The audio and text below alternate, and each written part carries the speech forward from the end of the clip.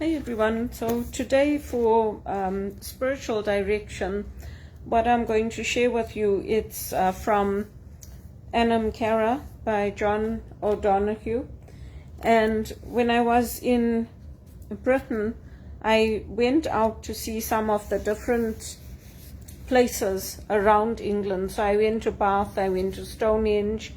I also had the opportunity to do some day trips.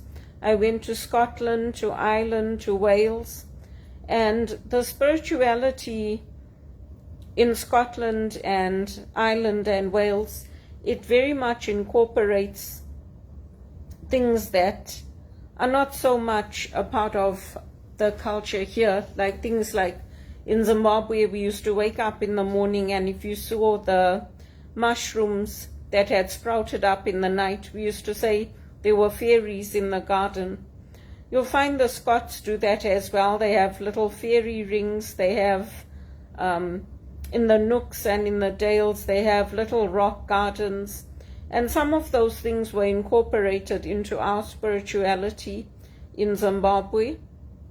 So I enjoy reading his book because he talks, or he writes a lot about that, I should say, in his books, about the complexity of the human soul and growth of the human soul, and how each new experience awakens in us and adds to us in our soul. It adds to our soul and deepens our memory.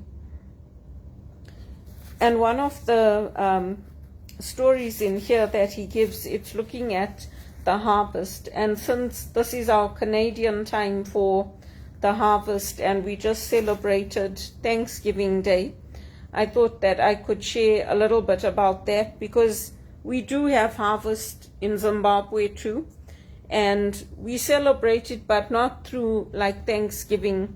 We just celebrate giving thanks for the harvest, especially those of us who are tied to the land and grow our own food. It's very much a part of our culture there, and we incorporate it in it. And that's also part of when we look at our scriptures where we say that the old has gone and the new has come. It's that season of renewal, the season of change. In Canada, this time of the year, we have the changing of the leaves. So we'll see the green, especially in the very cold seasons, you'll see the brilliant colors. They change, the leaves change to yellows, oranges, reds. If it's not as cold, you might not get as vibrant colors, but in many places the changing of the leaves has already started in Canada. So that's something that it was new to me when I came here, and I took it in like a child. I was fascinated with these changing colors and changing leaves. And in England too, you do get it in some places, but not as much. And you don't get as much snow there as we get here, or we used to get. So in our work, we look at work as being creative, not just like a monotonous thing where you're like a cookie cutter, where you just have to do this, do this, do this. Work is sacred for us, and we bring in our gifts, our talents, our creativity into our work and into what we do. And that's also a big part of the Catholic teaching, the Catholic traditions, and it's a big part of the Celtic spirituality that they have and that he writes about in this book. So I'm going to share one story here that he's written, and particularly if there's children following me, you might like the story. Stories were a big part of my life growing up. We used to read a lot of fairy tales, stories, and poetry. I'm just going to share this one because it's a nice way to think about faith and prayer and spirituality. And if you grew up close to the land, if you grew up growing your own crops, your own vegetables, your own produce to cook at home and to eat with, you enjoy that process. You enjoy taking the fresh herbs, the fresh tomatoes, and even eggs, things like that, and cooking with them and being close to nature. So this story is from the Celtic tradition for the children that are connected to me.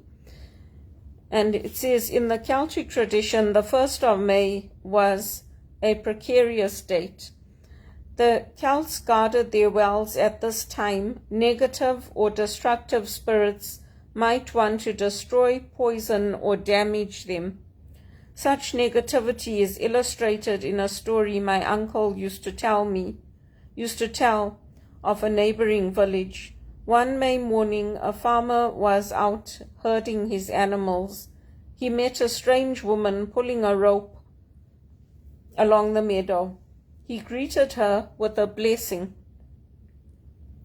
He said, I can't say this because it's in Irish, "Dia, do it." I think that's how you say it. He said, but she did not answer. Rather, she turned and disappeared, leaving the rope behind her. It was a fine rope. He coiled it and brought it back to the house and threw it into a barrel in one of the outhouses where it lay forgotten. The following harvest, the neighbors were helping him bring hay home from the meadows with the horse and cart, and they needed an extra rope to tie the load of hay. Someone asked if they had any other rope. And then this reply is also, I think it's in Irish, but I can't read it. I'll try, but it says, Nil an ropa agam ach ropa an tishan kalech. That is, I have no rope but the rope of an old hag. He went to the shed to find the rope, but when he came to the barrel, it was full of butter. The old woman was no innocent visitor. She had stolen the cream and strength of the land on May morning. When she dropped the rope, the power remained in the rope, and the cream of the land filled up the barrel. This story shows how sometimes the harvest and the reward of work could be stolen at the precarious threshold of May morning. So the spirituality over there, and in many parts of the world, people believe in things like shapeshifters. They believe in things like ghosts and, things that cannot be explained. And this is just one example of a story and how storytelling is used to say that things might turn out to be the exact opposite of what they think we are. And even in, you see that with harvest time, if a neighbor wanted to spoil something for somebody, or they were jealous of another, and they would spoil the crop because then that would spoil the harvest. And that's similar to the story that Jesus tells us when the seeds are sown, we have to let the seeds grow together, both the good and the bad. And then when the harvest comes, we take the good and then we throw away the bad. And that's how it will be at the end of time. So there's similar stories in here. And he's teaching us that the destructive wish of the neighbor is realized through a ritual of negative invocation and the symbol of the egg. So the stories are that when the neighbor was jealous of another and planted eggs in the garden instead of potatoes, when the harvest comes, there's not going to be any potatoes, is there? So these are the things that we learn about through spirituality, and Celtic spirituality is a big one. There's also another story of a king, and the king is selected and everybody's happy that he becomes king, and he goes to his front of his house, and there's a beggar there that wants to give him a melon. And he doesn't like melons, he dislikes them, so he doesn't want to take it. But to be respectful of the beggar and not to hurt the beggar, he accepts the melon. And then he gives it to the servants working for him, and he tells them, just throw it into the back of the yard. I don't want this melon. And they obey him. They throw it in the back of the garden. And then the beggar comes every day with this melon. And the one day there's a monkey sitting on the wall there, because in the olden days they had the entrances to the king's palace and they had walls surrounding the palaces. So there was a monkey sitting on that wall, and that monkey came and it jumped onto the beggar, and that melon fell and it broke open and it was full of diamonds. And the king was shocked. So he thanked the beggar and he gathered up those diamonds and took them. And then he said to the servants to go and check all those melons that they had thrown away in the garden and see what was there. And the melons had all melted and there was a heap of diamonds there.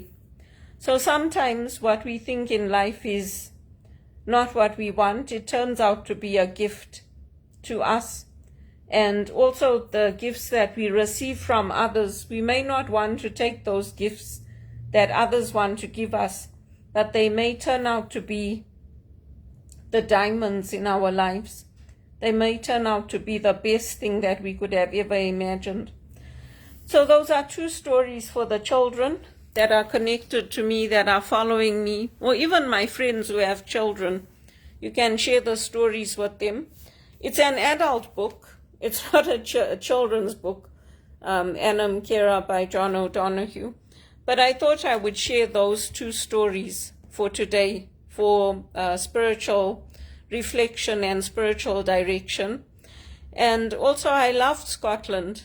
I loved it. It's so different to any of the other places I visited. When you're out on the moors and there's no trees there. The trees don't grow there. It's a unique country. And it was really beautiful when you see the heather growing and you come off the moors and it's freezing. They give you a little bit of whiskey to drink in a glass. But yeah, I enjoyed those times that I had there. And they were nice times. I didn't earn a lot of money there, but the travel was cheaper and the rent was cheaper. And yeah, it was just a different lifestyle. We went out to the pubs often. I used to go with my friends, or I used to go with church groups. We used to go to the pubs and we used to have Halloween parties as adults. So it was a different lifestyle. But the Celtic spirituality is similar to the spirituality we had in Zimbabwe. So the priests used to come say the Mass at home. We used to have sometimes even by the river, we used to have the Mass. And those things are true about the harvest and about sometimes when people, even in the Catholic tradition, we believe it, when people keep on telling you that you should accept your lot in life, you can't achieve anything, you can't amount to anything, you're never going to be able to do anything, that becomes your story. And for me, if I had listened to those voices from the time I was a child, I wouldn't have achieved anything. I wouldn't have done anything. I wouldn't have gone anywhere. I wouldn't have become anything. So sometimes you have to separate yourself from that. And you have to believe in your own dreams, believe in that God's plan for you is a good plan and that you can accomplish and you can achieve and you can be creative. You can grow plants, you can learn to cook, you can learn to bake, you can learn to find the beauty in life. Even if you're going through something very, very difficult or challenging, you can. And that's the beauty of the spirituality and finding God in that. In the Catholic tradition, they teach about evil eye. They teach about, they don't call it, well, they do say people can cast spells and witchcraft and all that. So they don't exclude it. They don't say that it's nonsense. They tell you it's real and you have to be careful with it. And when we were growing up, my grandmother and my mom used to say the I believe over us as children because we used to keep getting sick, especially in the winter time. We had to take malt and take a teaspoon of that, and they used to say the I believe over us, and use the prayers, use chilies, the dried red chilies, and say the I believe and bless us while saying the I believe. And then coarse salt, they used to hold the coarse salt and the chilies and pray that over us, and then throw it into a hot frying pan. There was no oil or anything in there, but it was to burn it and then bury that, throw it out into the garden. Because there are things in the world that you can't see. There is evil eye. There are people who, no matter what you do, no matter who you are, they always will want what you have and look at what you've got, not at what they've got, not at what they can do. And so sometimes that evil does come against you. And even when we had all those break-ins, eventually, because I used to stay at home by myself, my mother and sister used to go out and they used to leave me at home on a Saturday or a Sunday. And my brother used to go to his friend, Zane. So I used to be at home alone. I never used to be frightened. Sometimes we used to have the worker, the gardener there, or our domestic, but sometimes I was completely alone.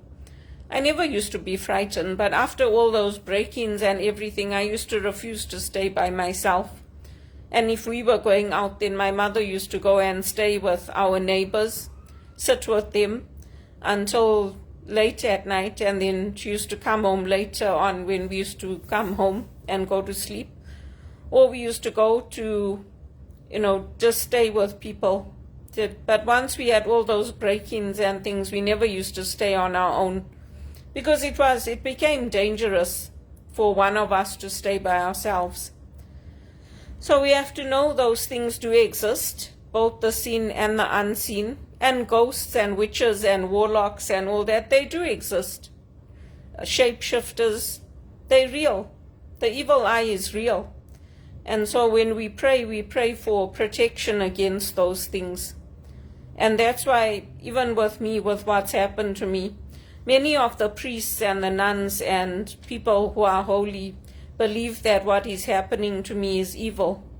Because if it happens once or twice, you can understand it. But if it keeps happening, and I keep doing a good job, and I'm honest, and I'm dedicated, and I'm helping to build up Canada and build up my community and build up the Zimbabwean community as well, it shouldn't be happening.